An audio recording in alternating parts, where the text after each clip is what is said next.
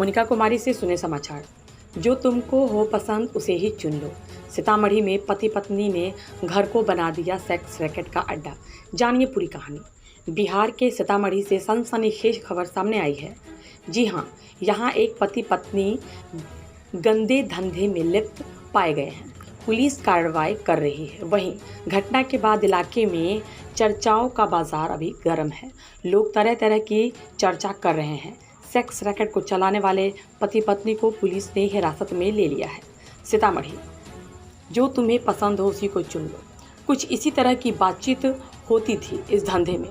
आपको हम पूरी कहानी बताएं उससे पहले जान लीजिए कि पति पत्नी ने क्यों अपने ही घर में ही गंदा काम शुरू कर दिया।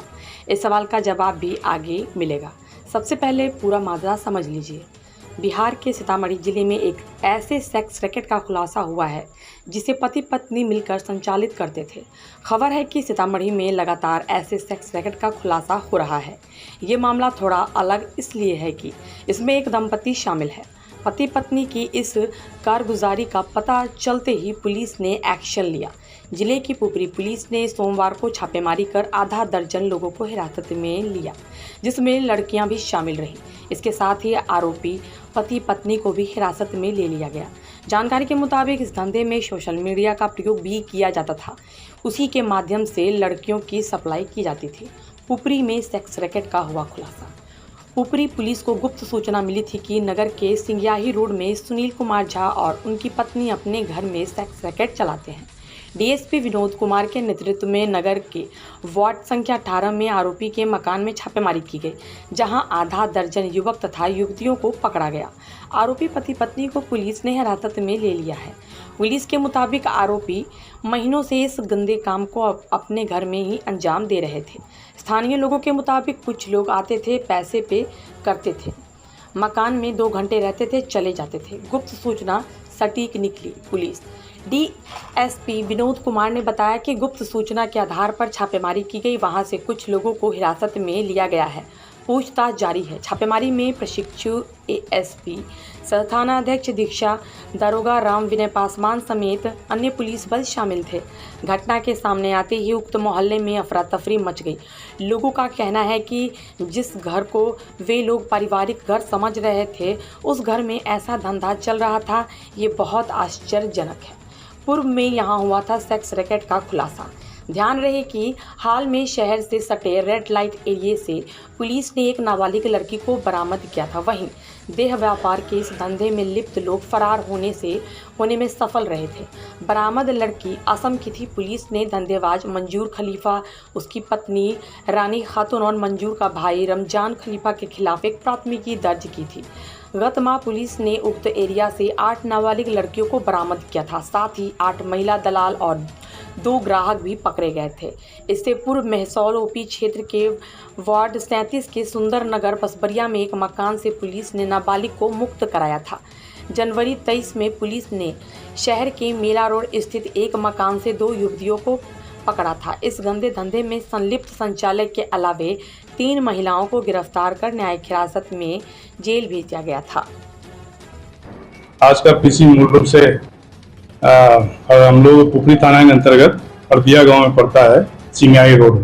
वहाँ का मकान है। मकान मालिक का नाम है सुनील कुमार, पिता हरिनाथ झा और उसके पत्नी है पूजा देवी और उनके पति सुनील कुमार।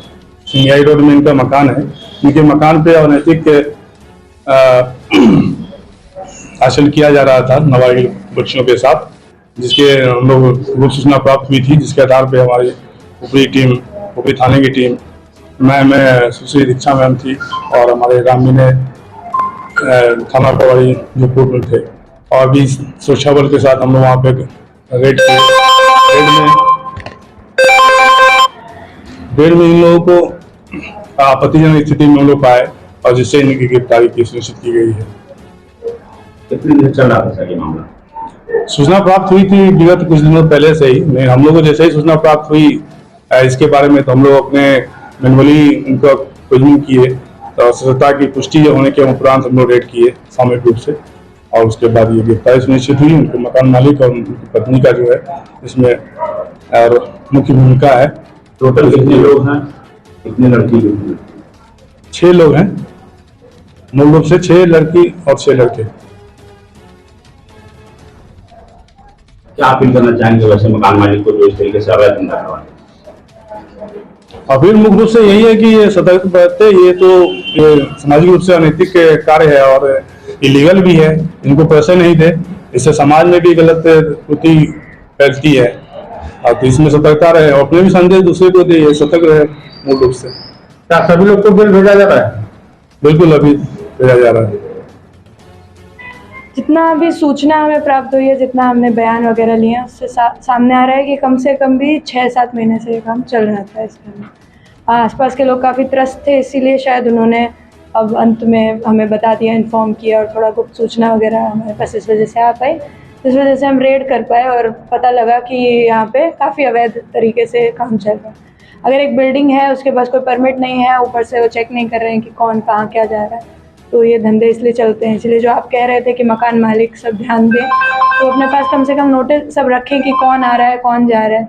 रेंट देते हैं तो एक एग्रीमेंट होता है, इस बेसिस पे आप किसी को भी रख लेते हैं, उसके बाद आप इस तरह के धंधे करते हैं, तो ये बिल्कुल अवैध धंधा है। इसीलिए इस पर कार्रवाई की गई है और आगे भी की जाएगी। जैसा कि इनके बारे में बताया जा रहा है कि ये रेंट पे नहीं बल्कि कुछ घंटों के लिए कुछ पैसे लेकर मकान देते थे। बिल्कुल। क्या ये सच है? हाँ, यही सच है। सामने सभी से बात करने के बाद, सारा सत्यापन करने के बाद ऐसा मालूम चला है कि कुछ कुछ घंटे के लिए ये लोग इस रूम्स को दिया जाता था। बाहर में डील करते थे, अंदर फिर भेज दिया करते थे लोगों को, और कुछ पैसे का डील करते थे अलग अलग रेट पे, अलग अलग टाइम के लिए इनको। जो लोग इस मामले में पकड़े गए हैं उनका कोई आपराधिक इतिहास भी पता किया गया है क्या?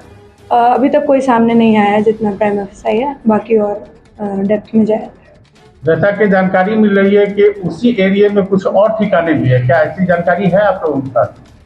अभी तो इस तरह की और सूचना नहीं है, सुनने में आता है, लेकिन कुछ पुख्ता खबर नहीं है। अगर कुछ इन्फॉर्मेशन मिलेगी तो काम किया जाए।